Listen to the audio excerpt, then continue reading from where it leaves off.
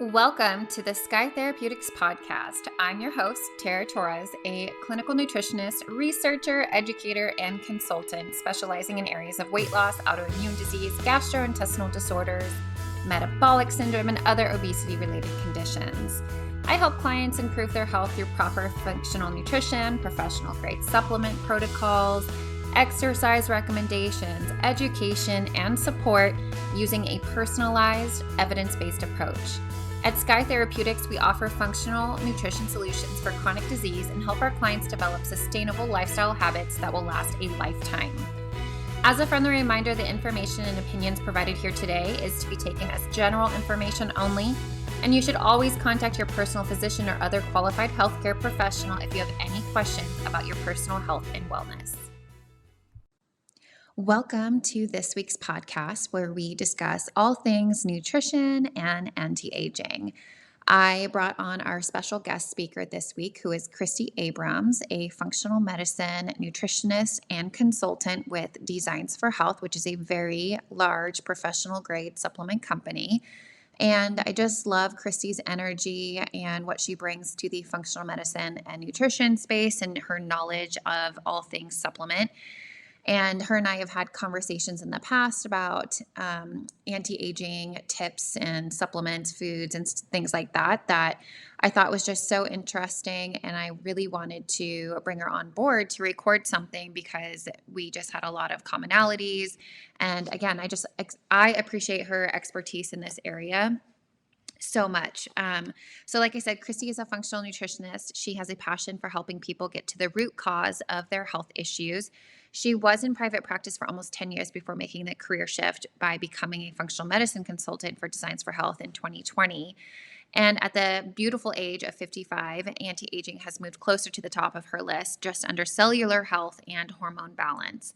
And of course, I've dived into some of my own challenges with hormones and gut health and a little bit about my use of Accutane and that skin journey and what that looks like in previous episodes. So in this episode, what you can expect is basically addressing the root cause. So we talk about different imbalances, health conditions, and things that would play a role in aging. We also dive into the different diets and we discuss what diet is best for anti-aging effects. We talk about, of course, ingredients, whether related to diet and or supplements. We dive a little bit into skincare routine, lifestyle, and then I spend a good chunk of it talking about professional grade supplements and why it matters to choose quality, make sure you're looking for things that are third party tested and stuff like that. So if you've ever had questions about like why supplement sourcing matters, make sure you definitely tune into this one. You don't want to miss out. Welcome to this week's podcast where I have Christy Abrams with Designs for Health joining us. Thank you so much for joining me. I just love thrifting all things nutrition with you because you are so passionate about it and you're so good at it. You've been doing it for so long. And I feel like you have to know this stuff inside and out if you're going into doctors' offices and talking about the products that you guys sell and like why they're important. So I figured you were the perfect person to have on for our anti-aging talk today. Not to mention, do we not just want to anti-age anyway? Right. It never mattered to me in my 20s. Well, that's a lie. I've been taking anti-aging creams and stuff since I was like 18, but I also struggled with acne for a long time. And ironically, I used the tanning bed because back in the day, they used to say that would help 100%. With your acne, but I just did a podcast and she told me that's not true. And obviously all of our dermatologists are trying to tell us to get out of the sun. Like it's not good for your skin. And like, we never care about that until we get to our like 30s, 40s, and so on. So it's important to me now in my mid 30s. And I've been trying to pay more attention to my own skincare routine and really investing in a routine, being more consistent with it. And then, addressing underlying issues. My acne was finally resolved after I found out I had celiac disease. I noticed a huge, huge difference in my skin from there. The gut reaction for sure. Yeah. And consistency. That's a great word. Know, for anybody listening, it's there's so much out there. Don't you really feel like every day you hear a new ad for something for your skin or for your body? And there's always so much new. And people hop around with things so much and they never stay consistent. Like I know from the supplement world, you want to stay on something that's tested studied ingredients, like all that, but you need to do it for 12 weeks or more, because that's where you really see if that's going to work for you, whether it's a skin cream or, supplements. Yeah, and not letting yourself go to bed without washing your face every night and stuff like that. So we'll dive into a little bit of like our routines and what we figured out has worked well for us. Um, but the first part I wanted to focus on was addressing our root cause. So I kind of mentioned one of the root causes can be gastrointestinal health. By addressing my gut health, I'm now able to break down and absorb foods and get the things that I need. And it's also less inflammatory, right? Because that inflammation was actually leaching out through my skin. I had acne on my back and shoulders, my face. I had like pustule acne. It was horrible. I took Accutane for the better part of a year. And then I managed to get that all under control. And then fast forward to my mid 30s after having kids, now I'm dealing with hormone fluctuations and how that can trigger acne.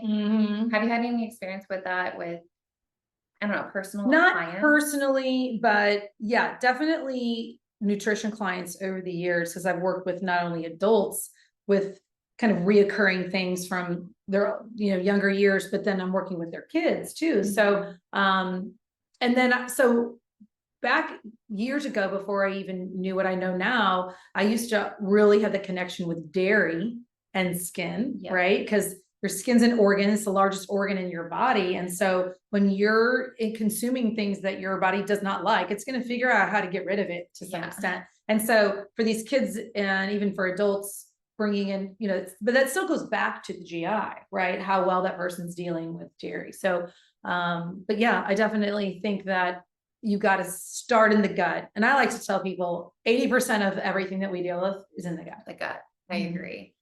Even a hormone metabolism. So when we're dealing with imbalances in hormones, I'm always making sure that's okay. And then we have to go back to lifestyle and understanding like the root cause of some of these hormone things. Is it your cortisol or stress?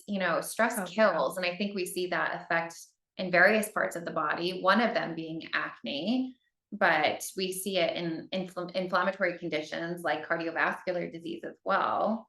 So I think stress management is super duper important. Well, and think about this too. Whenever anybody's in a stressed situation, have you ever been in a stress situation where you have a stomach ache? Yes. Right? Like something happens and immediately you're like, I'm going to throw up. Like, right. And it's because that reaction's coming from the gut. So again, going back to the gut is the root of so much. So we cannot say that any stress in our life, and sometimes it's even unperceived stress, doesn't mix with what's going on in our GI. So sometimes it's as simple as just taking some digestive enzymes to help your body, with the food that you're not producing well, enough enzymes to break that food down. But then it could be a whole another thing. So that's where I'm a big tester. Yes. Test, don't guess. So I know you do quite a few different tests and, stool test or whatever it is that, fits for someone. Right. Even how a person detoxes, whether genetically or like with an organic acids test, are they currently in a position to be able, there's that pathway open, right? Right. Right. And then, so how do we address that? Through diet and nutrition, being that this is a nutrition podcast and we're both nutrition professionals. We want to look at food and what we're putting into our bodies to address not just our gut health, but also acne in this context, or healthy aging, healthy skin.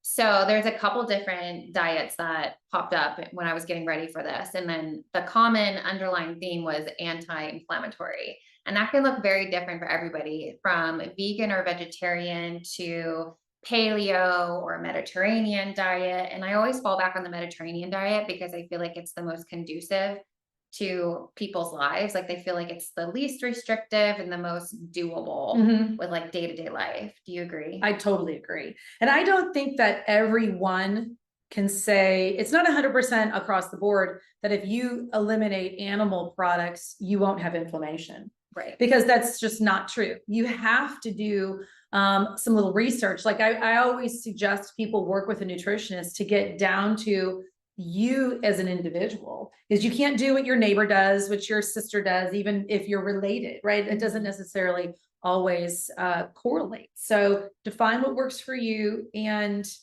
and then stick with it. I think that consistency, again, we go back to, if you really can find a eating plan, a diet plan that is good for your gut, that's giving you energy, you're sleeping well, you're generally a nice, happy person to be around, and you're getting the nutrition you need, right? Fueling your workouts and all that kind of stuff, then really that just needs to be the way you eat forever, except for maybe the occasional, vacations and things like that where you might. Yeah, everything in balance. But I'm not a big fan of removing entire food groups because I think there's just so much that we need and that we can get from all these different foods. So it's really important, variety is the spice of life is what I say. And so sometimes with vegan and vegetarian diets, they can be in a protein deficit. And we know that protein is the cornerstone of so many functions in our body. So it's challenging to work with those groups of people, but some of them can get it down pat and they can get enough protein, but it's never going to be high protein, not without maybe supplements, some like a vegan or a vegetarian protein shake perhaps, or collagen. But then, that's where I like the Mediterranean diet is that it still allows and promotes an intake of meat, but you're getting more, it's promoting the emphasis of anti-inflammatory meats and less, the inflammatory red meat. And if you are going to have red meat, I always say get grass-fed, grass-finished, right. Where on the scale, where on the spectrum are you, and what works best for one person doesn't work well for another person. So, anti-inflammatory, whatever that looks like for you, and balanced macro and micronutrients. So it's really important to make sure that you're getting enough protein, you're getting enough carbohydrates, and you're getting enough fats. And I think people can get really scared of carbs and fat because carbs get a bad rap. And I think people forget that we still need them, especially if you are an active individual or an athlete. If you are a cycling woman, it's important to have these carbs to support that. Wouldn't you agree? Absolutely. And I was just thinking when you were saying that there's such an emphasis on zero carbs right now. And for anybody out there that's trying to make a decision on, or, think about on the day-to-day, what works for them. I really think that I go back again to what I've said before. You have to find what works for you individually, because what someone else is doing, even someone on a podcast or some influencer is talking about how they're doing this particular meal plan and it's so great, it doesn't mean it is going to be great for you. I think that carbs are super important, but there is such a wide range of what carbs you choose and how efficient you use them. So again, work with a nutritionist to find out what those would be for you. And a lot of that's genetics too. I think the more I run genetics on clients here in my office, the more I see people are either prone to be more of a complex carbohydrate person or a fat person. And so they tend to gear more keto, and I'm fine going keto as long as you have a healthy gut microbiome, you don't have any signs or symptoms of an imbalance, that you can get enough fiber, because keto doesn't mean zero carbs. Like they're still having 5 to 10%. And then there's this whole group in between carbohydrates and keto where we're in between. And I'm fine figuring out that delicate dance for an individual as long as we're able to work together and figure out what that picture looks like. And again, I think you hit it on the head with carbohydrates. It depends on the type of carbohydrate. Of course, carbs aren't going to be super duper friendly if you're eating highly refined, processed, inflammatory carbohydrates, white pastas, white breads, crackers, and things like that. But if you're doing more of like the sweet potatoes, any potato, root vegetable, rice, brown rice, white rice, wild rice, like variety, right? Quinoa, all of these different options, then that's a totally different metabolic picture for our gut, for our metabolism, for our hormones, all of those things. 100%. And I always just get so like nervous for people that say they don't even eat vegetables anymore, or they're not going to eat high fiber, more fibrous, carby vegetables because of the carbohydrates. And I'm like, the fiber and the calories you're going to burn breaking down those green beans, like I don't understand how people think that that's a bad thing. So that goes to that food group thing where you can't eliminate something because it has That's carbs. an interesting concept, because usually people count net and total carbs. By reducing the total fiber, it actually allows them to have more carbs because it helps with the elimination factor and the glucose spike. And that's why it makes me when I hear people say that, that makes me a little nervous for them because they're not educated, right? Number one, they're probably not completely educated, but it's easier for them to completely eliminate a whole food group. Right. Which isn't always. Yeah. And this is where working with a nutrition professional can help you navigate, like, what does your family history look like? What does your personal history look like? What are your genetics? What are your presenting symptoms? And what do we need to do with that? What's the best fit for you? And maybe in the beginning, it's a restricted diet to kind of reset and rebalance things. But the goal, my goal, is to always get people back onto a normal diet, whatever that looks like for them. But in the context of anti-aging, some of the things that came up when I was making my list of things to point out were antioxidants. I see a common theme in all of the topical creams and things that we're taking orally, and it's always antioxidants like vitamin E, vitamin A. What were some other things that popped up on there? CoQ10 for sure. Like there's quite a few different antioxidants. I tend to run an antioxidant assay. It's a genetic test with some of my nutrition clients because it says what genetically is most protective for you. So you can focus on that. One thing I hear a lot of people talking about is turmeric. Like they're going to be taking handfuls of turmeric capsules that who knows where they're made, what's in them, you know, what it's actually doing for them, but they'll just jump on that bandwagon. Well, turmeric might not even be something that's protective for that individual. So that's a good thing, is to find out, maybe test, don't guess. But our Designs for Health vitamin E is amazing because it's a very specific type of E with 100% tocotrienols. So we're looking at, like with any antioxidants, we want to clear old cells. We want to look at cellular health. And I think that that's probably, honestly, that's probably my number one thing I focus on is cellular health, because it goes into things like anti-aging and just how good are our cells. You know, we're only as healthy as our cells. But I also think it's GI is a close second. So, and they, you know, they're so similar, not similar, but they coexist. Yeah. So, but antioxidants, definitely just all about renewing, regenerating. That's what I think of when I think antioxidants. Yeah. I mean, you have a good point about cellular health. I mean, our cells make up every little tissue in our body. So it makes sense from an anti-aging perspective. If we can support the cellular regeneration and apoptosis, if you will, and getting rid and clearing of bad dead cells, then in theory, we should be able to help slow down that process or support it a better way. So antioxidants was one of them. Omega-3 fatty acids, those are very anti-inflammatory. So I think from an inflammation standpoint, we're trying to support that. And then the microbiome, I've actually been seeing more topical products with probiotics. I just bought one the other day that had probiotics, a serum, which I had my skin girl on a couple weeks ago on an episode, and she said, you know, yes, there's more and more studies coming out supporting that, but it's not quite there yet, but I'm going to try it out and I'll let you know.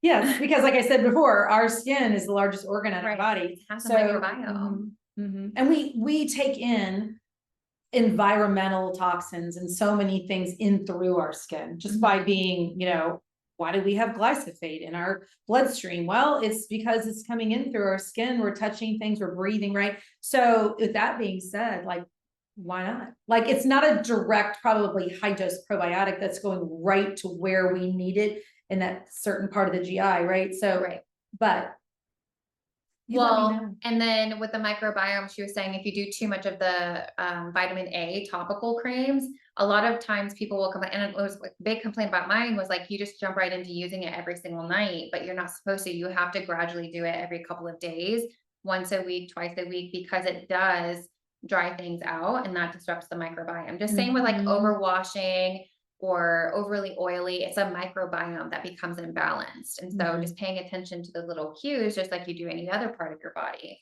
is super important. Yes. So adequate nutrients. And one of the ways that we can do that is through treating empirically and just, you know, trying out different supplements, multivitamins, biotin, collagen, and things like that. But I also like the saying that you said, test, don't guess. And we do have a couple different testing options. I know you guys are coming out with a couple different options to support stool and genetics. Yeah, a GI that's just going to say, so like what's going on with your gut? Like Like we're talking about gut right now. So when you have a listener that says, well, how do I know how good mine is? Like, it seems like it's good. But how do you know? Like, is your good bacteria good enough? Is your bad bacteria not overwhelming? What kind of inflammation do you have? So there's a great GI spotlight is what it's called. And it's just going to look at a person's gut. It's not here to diagnose that you've got some big bad thing going on. Mm-hmm. It's just supposed to say, overall, do you have any leaky gut? Inflammation.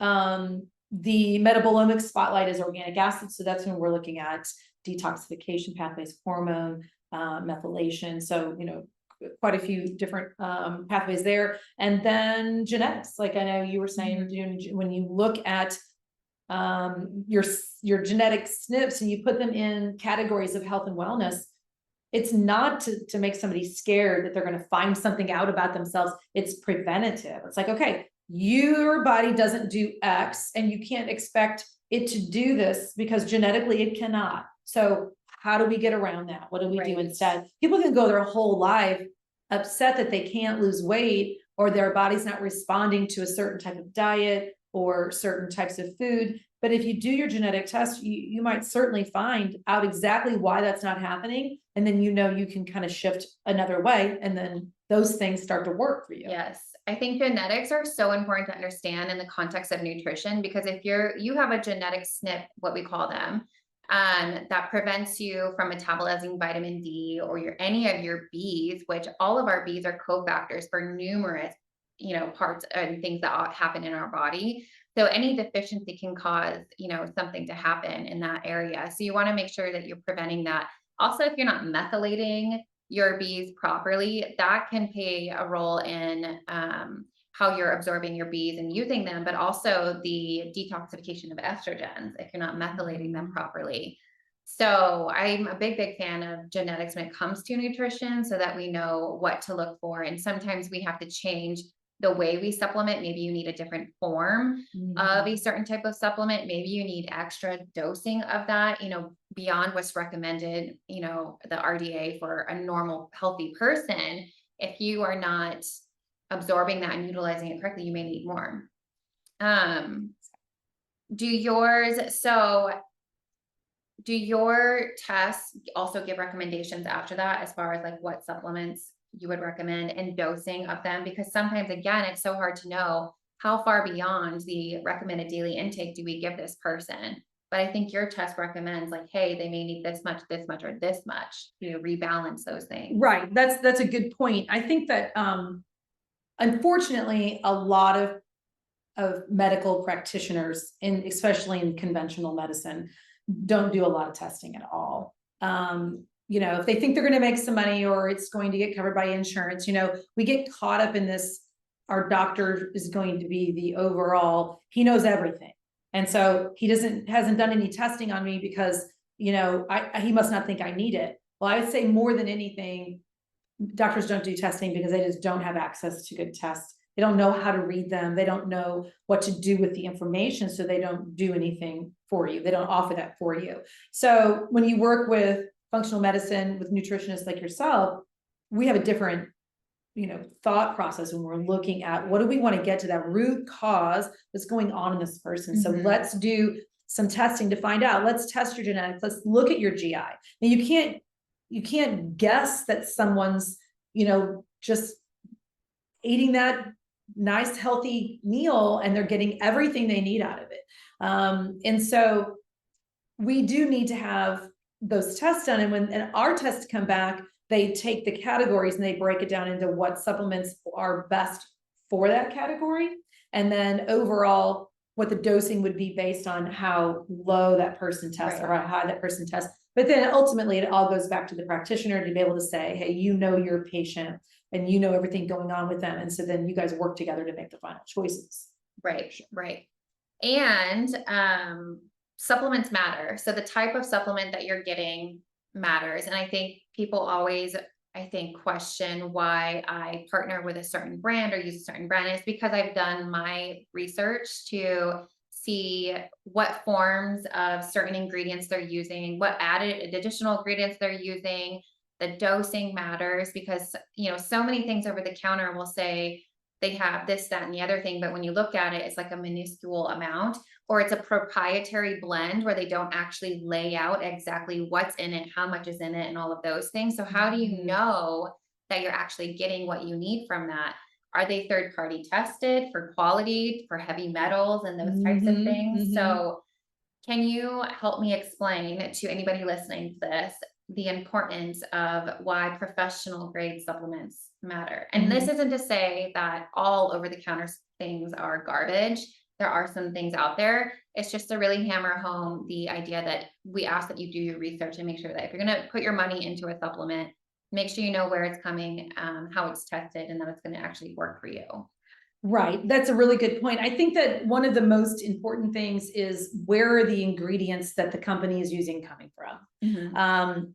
And you can see on a label, like you mentioned, a couple of things already that are great. So we call it window dressing when there's a product with like 1,000 things of like a little minuscule amount. It's like, and I hear people say, I'd love to use, I'm using this product, has all these things in it. Like, well, how much of that is really doing anything for you since there's not enough of it?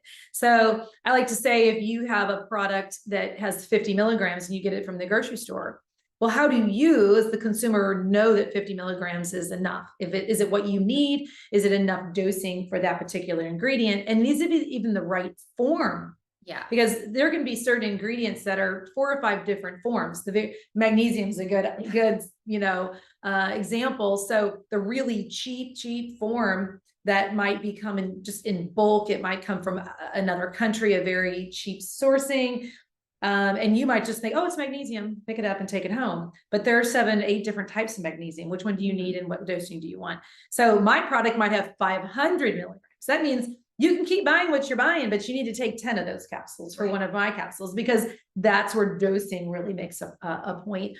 And then we talked about the GI being an issue. So I think there's a lot of polls and testing and companies that look at the world right now, asking questions of, especially in the United States and the average person. And those results are coming back that I think it's 47% of all Americans absolutely have a GI problem, diagnosed GI problem. So that's like, okay, how many are undiagnosed, right? Yeah. So when we're talking about taking a handful of capsules, like that might not work for you. We've got to go back to the GI. We've got to clean up the gut.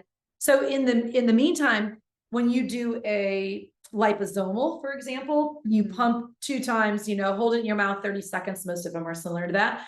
And it's coming into your body through the mucosal lining of your mouth. So it's kind of bypassing the gut. Yeah. While you're healing the gut.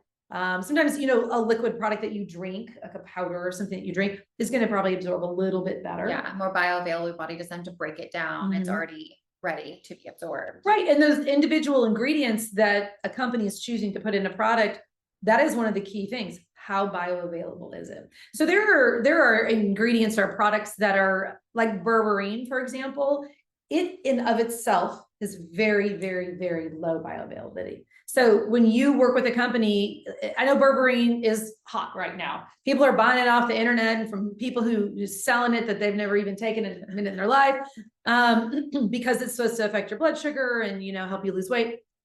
The kind of berberine you get and the dosing that you take is night and day difference. Yeah. Like we sell one that we actually call an eVail technology. We have about maybe 10 products that have eVail on it. And that's because we use a process in which we make it more bioavailable, using some of the, like, again, you were saying proprietary. We don't use anything proprietary because we're very transparent companies. So we want to tell everybody how it's done and why.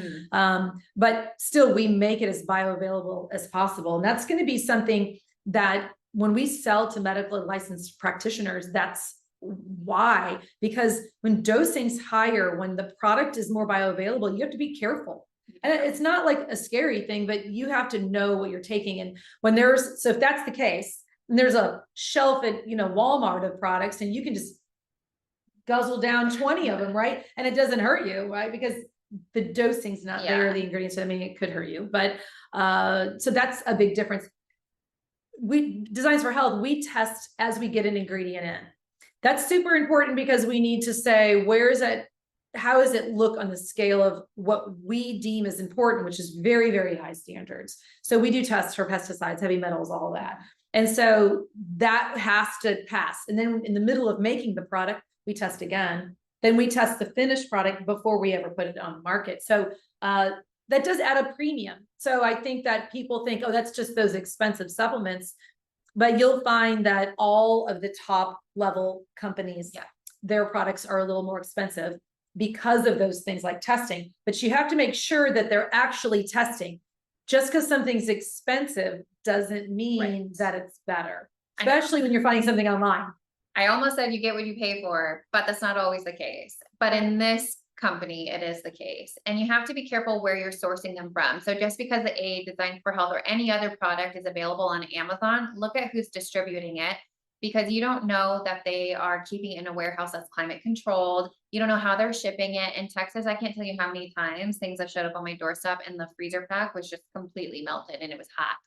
So all of that matters. Quality control from start to finish, from the time it gets to your doorstep. And a lot of times there will be a markup on the actual company. So even if Design for Health is putting it on Amazon, you need to check with your nutritionist and see what kind of deals they're running. Because a lot of times you guys run specials and things like that you're not going to get through Amazon. Right. We don't even carry everything on Amazon, and it is more expensive than what you would get from yourself from practitioner. And you guys, I always say your practitioner knows what you need. So if you're just buying stuff and you're guessing at it, also when you buy through a practitioner, you don't have to pay shipping either. So people just jump on Amazon and they think they got Prime, and they're going to get free shipping. Well, you can get free shipping anyway. And I know for us, and I've never really put a big emphasis on Amazon.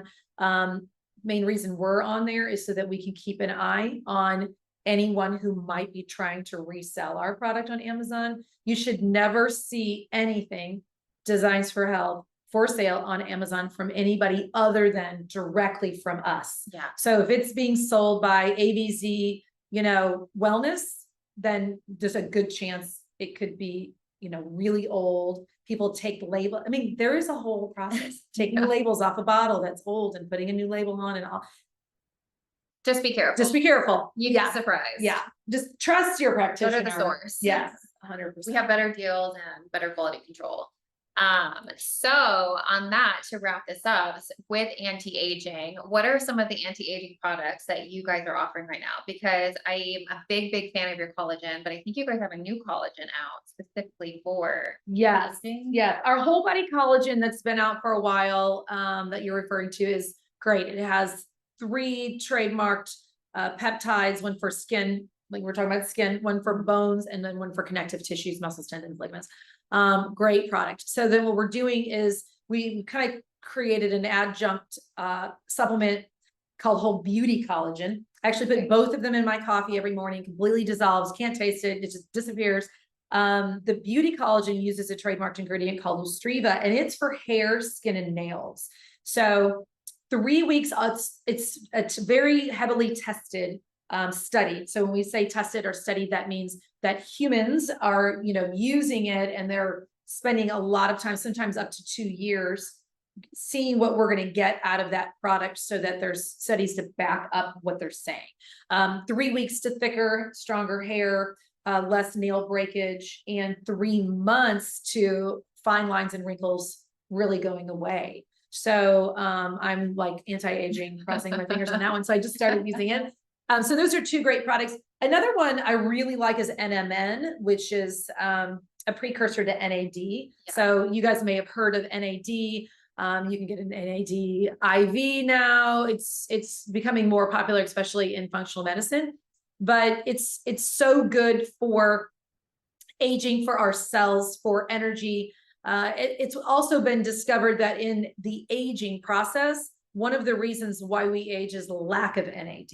So taking the NMN, which for us is a liposomal, again, like I said, squirt it in the mouth, it gets going right away. I've had some patients and some practitioners with some amazing results, really energy, but also skin and just feeling good all over, because you're kind of addressing all the cells. So right. It's a good one too. Again, our Natto E coming from the annatto plant. That's another great product. Studies with annatto E300 3 times a day, reversing cancer. Some really, really interesting and powerful studies. And there's text sheets for the consumer available on their website. So if you go and I love how you guys break down the products between like GI, cardiovascular, anti-aging. And a part of anti-aging is not just skin and topical stuff or oral stuff for topical skin appearance, but also our joint health. You guys have a great glucosamine chondroitin formula. And so there's text sheets for all of these. And then I have access to like references and studies. So I'm always personally looking up the studies that you guys are posting on there. And then I cross-reference it. I go into my school database and we'll kind of look and see. And yeah, I'm always blown away at the studies that are there to support the dosing, the timing, and all of the claims that come along with these. Yeah. Again, we're a very transparent company. So ask anything, ask her. She can ask me if she doesn't know, but yeah, we can find that out. So each product, so you're going to put your dispensary link. Yes. Okay. Yeah. So y'all can check out her dispensary link, in this podcast, and you can look up any product. And so it'll say when you actually pull up the product under products, but it'll say patient education sheet. And that's where you're going to see, what does this product do? What does it mean? Why do I want to take this? So yeah, definitely. And, look around. I think I believe, I know we provide more education, not only for our practitioners, but for patients than any other professional supplement company. I'll put us in that category.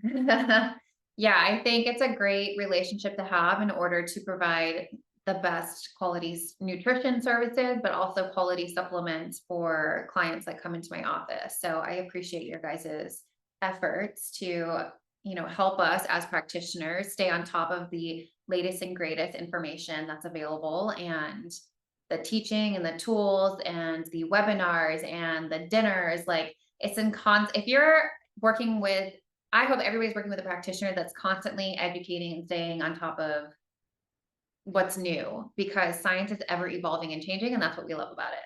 I was just telling a practitioner earlier today, we have reformulations. Sometimes we have things that go on back order because we're reformulating, because we're constantly looking at the science.